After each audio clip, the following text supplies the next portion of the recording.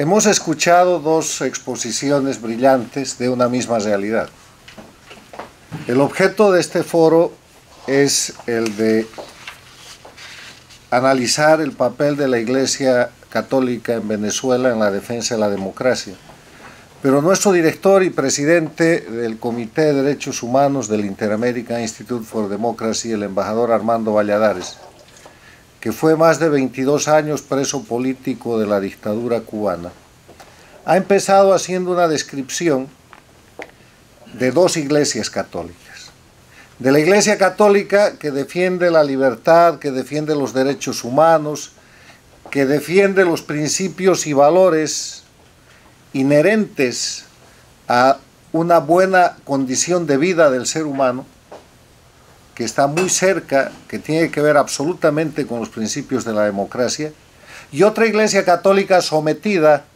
en el caso que ha explicado el embajador Valladares, a la dictadura castrista en Cuba. Cuando escuchamos al padre Freites hablar de la realidad objetiva de Venezuela desde la llegada de Hugo Chávez al poder, estamos viendo la cronología de una sucesión de delitos y de crímenes que han terminado por postrar en la miseria y una crisis humanitaria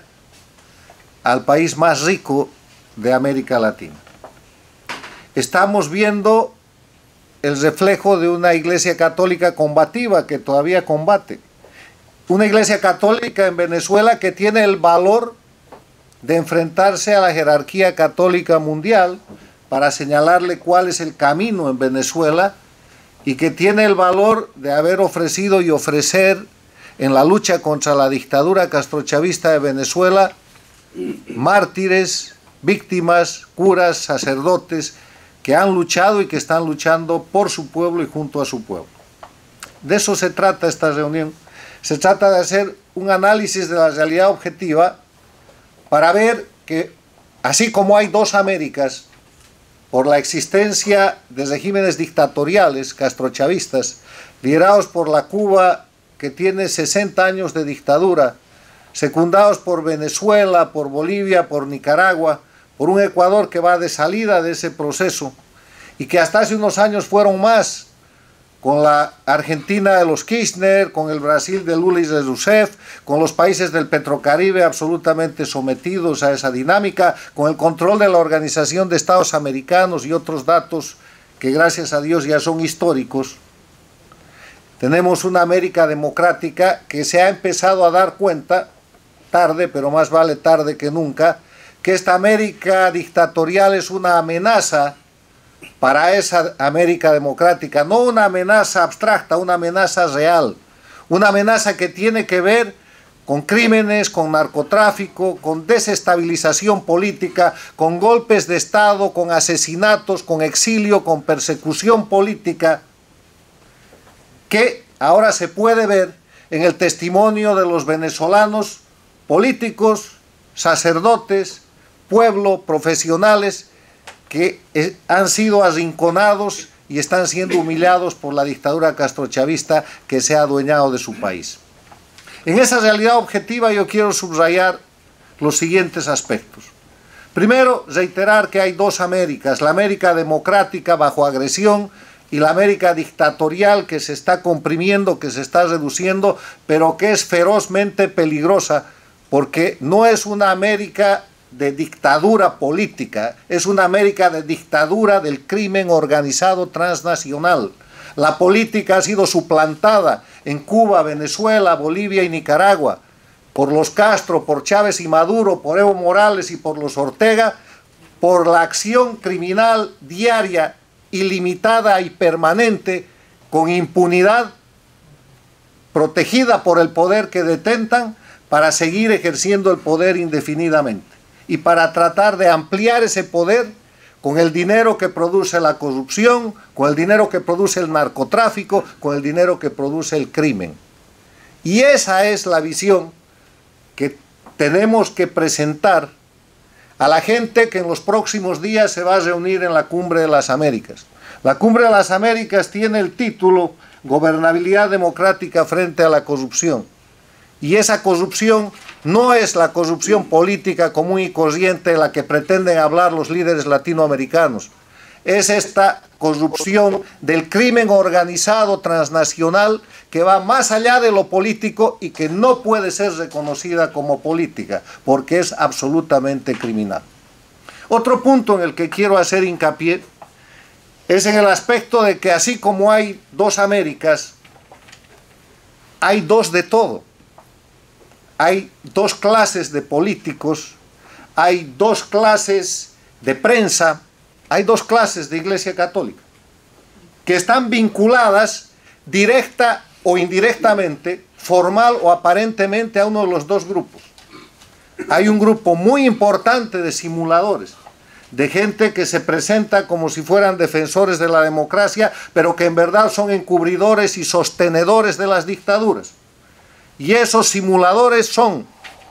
políticos, líderes sociales, periodistas, sacerdotes de la Iglesia Católica y de las diferentes iglesias, están en toda la sociedad, porque han sido sometidos, convencidos, derrotados o simplemente reclutados para defender las dictaduras, y el resultado de eso son, por dinero o por miedo, muchos de los líderes políticos y sociales que estamos viendo en Venezuela. Un ejemplo, ¿quién puede imaginar que en el fraude, en la farsa electoral que se está montando para el 20 de mayo próximo en Venezuela, haya una oposición que puede presentarse con alguna opción en una candidatura? ¿Y quién puede creer que en medio de todo ese show hagan aparecer como que ese candidato tiene posibilidades de ganar por una encuesta que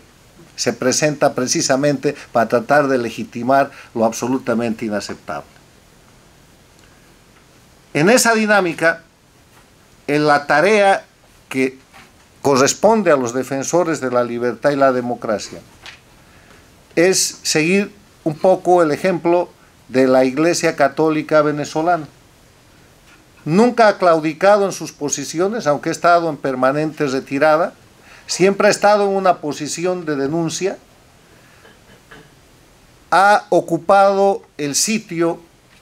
de la clara defensa de los principios y valores de la libertad y la democracia, y permanece ahí. Y el ejemplo que no hay que seguir, el ejemplo que puso el embajador Valladares de la lamentable posición de la Iglesia Católica cubana. Tienen la misma confesión,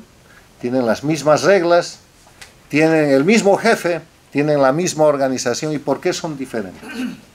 Son diferentes simplemente porque mientras la Iglesia Católica venezolana actúa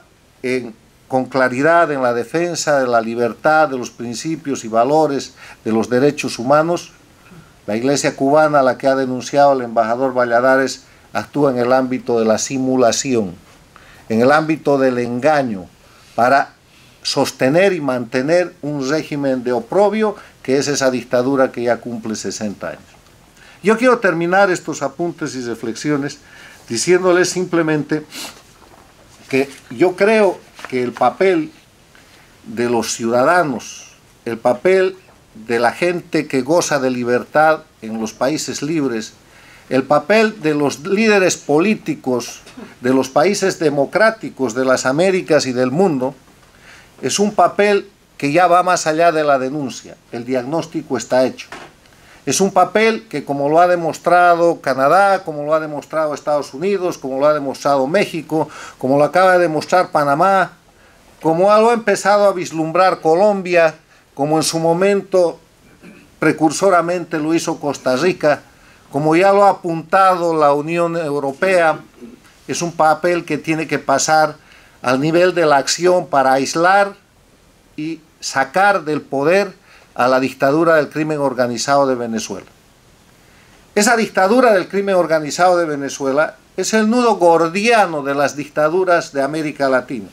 de las dictaduras de las Américas. Es el nudo gordiano de esta América que no es democrática. Y ustedes saben cómo se resolvió en el ejemplo de Alejandro Magno la solución del nudo gordiano. No se pusieron a desatar el nudo porque eso era imposible. Vino Alejandro Magno y con la espada cortó el nudo, porque era la única manera de aflojar esa circunstancia de oprobio. Tal vez está llegando el tiempo, no ha pasado el tiempo, de que nos demos cuenta de que el nudo gordiano de las dictaduras en América Latina tiene que ser solucionado en el camino que Alejandro Magno ha planteado en la historia. Muchas gracias.